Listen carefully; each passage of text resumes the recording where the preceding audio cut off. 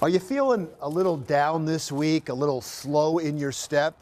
You're not alone, but I have the cure. You see, the problem is the federal government and a little thing they like to call daylight saving time, where you have to run through your house twice a year to set your clocks back and then forward and then back again. And you want to know the reason why? You want to know the reason? There is no good reason.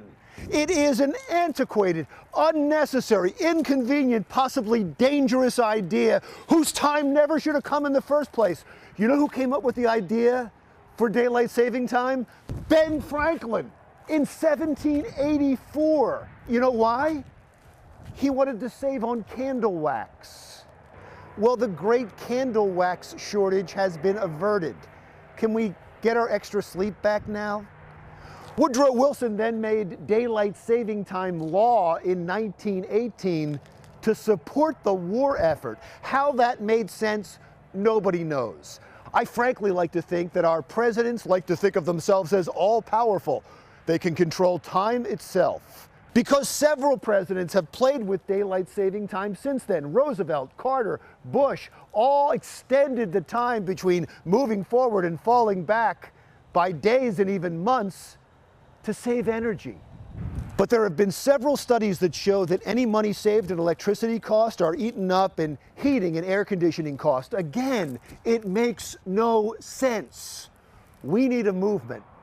And frankly, it has to be something better than I can't figure out how to set the clock in my car.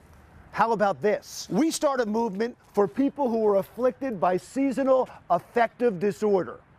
It's a real thing. It's people who suffer because they don't have enough light in the morning. There are millions of them, or at least hundreds, whatever, but we need to help them. And the switch over to daylight savings time is connected to heart attacks and traffic accidents. We're saving lives here. And how about this? This spring forward, when people lose an hour of sleep, it causes an annual estimated loss in productivity of $484 million. We're hurting the economy. Most of the world does not have daylight saving time. Asia, Africa, South America, they've all been fine without it. Russia had riots to do away with daylight saving time and go back to standard time.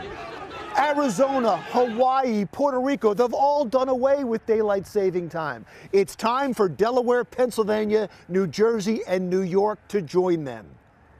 Look, I understand there's more pressing problems in the world, but I'm either very late or very early for church twice a year, and I'll admit it's me.